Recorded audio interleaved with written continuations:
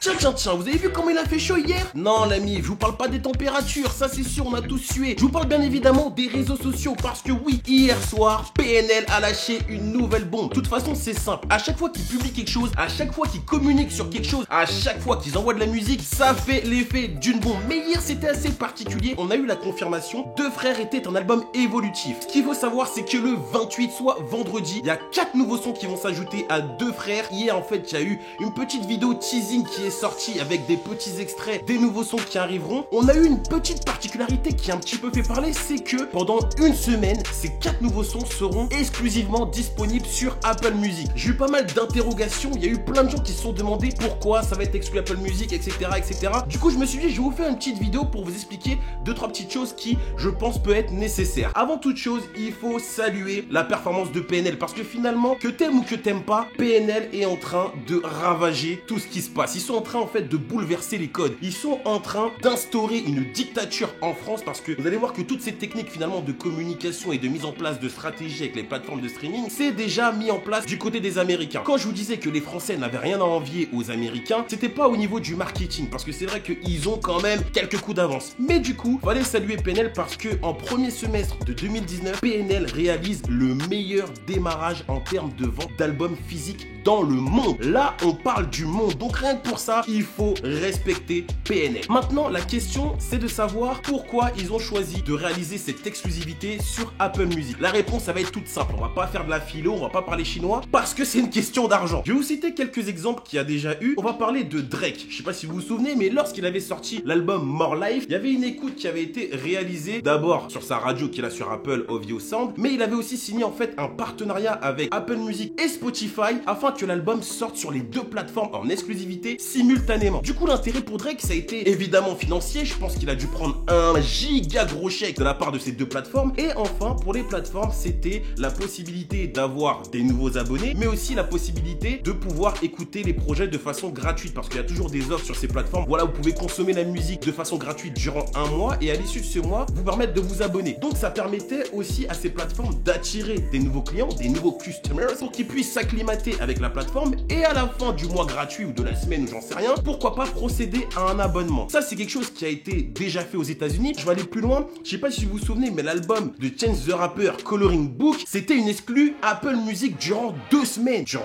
2 semaines, il était écoutable que sur Apple Music. En contrepartie, vous pensez qu'il a pris combien, Chance the Rapper? Il a pris 500 000 balles. Et ça, c'est pas une information que j'invente, c'est une information qui est vérifiable, que vous pouvez retrouver sur Internet. Donc, il y a toujours cet intérêt de la part de la plateforme d'avoir l'exclu, donc de ramener des abonnés autour d'elle, et aussi pour l'artiste de récupérer un gros chèque. Dans tous les cas, lui, il sera gagnant parce que l'album sortira sur toutes les autres plateformes. Mais durant le temps d'une exclusivité, la plateforme en question pourra ramener des abonnés, fidéliser aussi ses auditeurs qui sont déjà là, et pourquoi pas faire découvrir son service d'un plus large public. Si vous avez encore des doutes sur ça, il faut savoir qu'il y a récemment un artiste français qui a réalisé ce même type d'opération, et cette fois-ci, c'était avec Deezer. Vous vous en souvenez, j'avais eu la possibilité de faire l'interview, bon très rapide, de Nino pour la sortie de Destin. Ça s'était fait sur le parvis de la gare Saint-Lazare, mais c'était avec Deezer. Et qu'est-ce que Deezer ils avaient fait pour l'occasion? Ils permettaient de pouvoir écouter 5 titres en exclusivité de l'album en avant-première. L'album il n'était pas encore sorti. Du coup ça c'est un partenariat pareil qui avait été réalisé. Je pense que l'idée pour Deezer c'était de ramener pareil des abonnés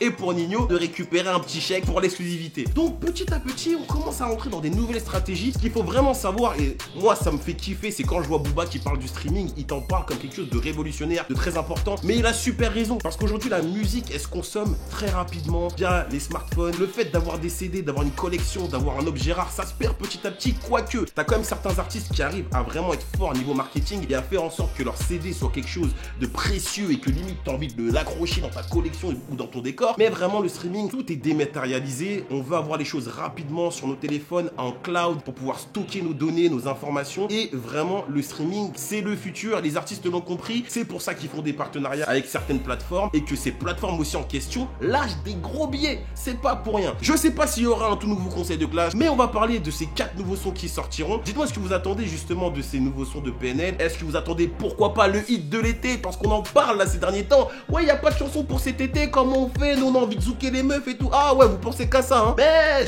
j'avoue, même moi je me dis cet été il y a rien. En tout cas, comme je vous ai dit, PNL, plus gros démarrage sur le premier semestre, et encore une fois, ils sont en train de révolutionner le truc avec une exclusivité donc d'une semaine sur Apple Music pour ces 4 nouveaux sons, et à l'issue de cette semaine semaine-là, ça sera diffusé sur toutes les autres plateformes. Donc voilà l'ami, j'espère que je vous ai un petit peu éclairé. Il y a eu pas mal de personnes qui m'ont dit voilà pourquoi c'est sur Apple, pourquoi c'est comme ci comme ça. Bref, c'était votre boy Josh, je suis toujours malade, je pense que ça s'entend. J'espère que vous avez kiffé cette toute nouvelle vidéo. Si c'est le cas, s'il vous plaît, bombardez de pouces bleus. Merci à toutes les personnes qui jouent le jeu. Abonnez-vous, faites tourner cette vidéo à toutes les personnes qui se demanderaient pourquoi c'est exclu Apple Music. Et en attendant, je vous dis à très bientôt. La vidéo playlist là, avec les enceintes à faire gagner, arrive bientôt, maximum semaine prochaine. J'ai déjà vu, il y a plein de gens qui m'ont dit ouais mais Josh, comment je fais pour gagner? Frère, attends la vidéo. Attends la vidéo, tout simplement. Bref, c'était votre boy Josh. Je vais retourner me soigner, j'en peux plus. Prenez soin de vous, see you next time, guys. Peace out. Ciao. Yeah.